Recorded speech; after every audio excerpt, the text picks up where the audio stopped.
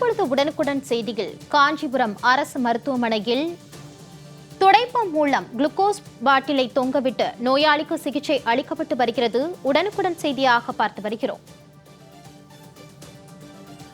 காஞ்சிபுரம் அரசு மருத்துவமனையில் துடைப்பத்தில் குளுக்கோஸ் பாட்டிலை கட்டி சிகிச்சை அளிக்கப்பட்டு வருகிறது. உடனுக்குடன் செய்தியாக பார்த்து வருகிறோம்.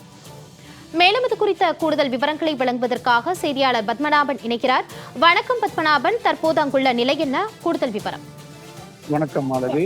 காஞ்சிபுரம் அரசு பொது மருத்துவமனையில பார்த்தீங்கன்னா காஞ்சிபுரம் மட்டுமில்லாமல் சுற்று வட்டார பகுதி கிராமத்தை சேர்ந்தவர்களும் மற்றும் பிற மாவட்டம் ராணிப்பேட்டை, திருவண்ணாமலை உள்ளடக்கிய மாவட்டங்களை சேர்ந்தவர்களும் இந்த மருத்துவமனை வந்து ஆயிரக்கணக்கான நோயாளிகள் வந்து தினந்தோறும் சிகிச்சை பெற்று வருகின்றனர்.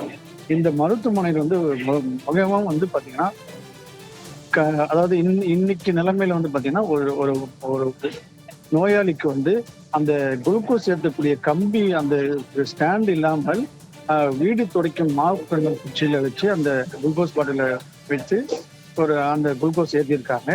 இது வந்து தற்போது வந்து பார்த்தீங்கன்னா அந்த மருத்துவமனையில வந்து ஒரு பெரிய அவலநிலை ஏற்பட்டிருக்கு.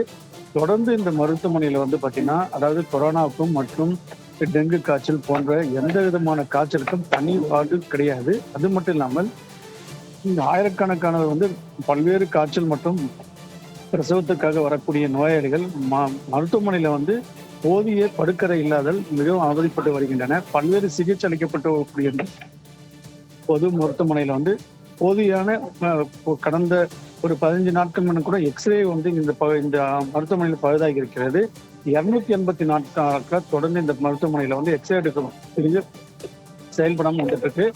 இந்த மருத்துவமனையை பொறுத்த வரைக்கும் பல்வேறு மாவட்டம் மற்றும் பல பகுதிகளில் இருக்கக்கூடிய ஆயிரக்கணக்கான நோயாளிகள் வந்து தினந்தோறும் இங்கே சிகிச்சை பெற்று வந்த நிலையில் தற்போது இன்று ஏற்பட்ட இந்த அவல நிலையை வந்து பொதுமக்களிடையே நோயாளிகள் பெரிய அதிர்ச்சி ஏற்படுத்தி இருக்கிறது.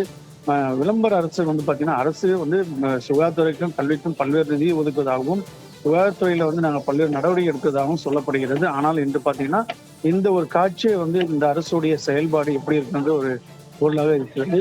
தொடர்ந்து இந்த மருத்துவமனையில பல உபகரணங்கள் வந்து செயல்படாமல் இருக்கிறது. அதை வந்து சீர் செய்யணும். பொது மருத்துவமனையில வந்து நோயாளிகளுக்கு தேவையான சிகிச்சை அளிக்கக்கூடிய எந்த உபகரணமும் நீங்க வந்து சரியா இயங்கவில்லை என்றுதான் பொதுமக்களுடைய குற்றச்சாட்டா இருக்கு. மாலதி, பத்மநாபன், தங்களுடைய விரிவான தகவல்களுக்கு நன்றி.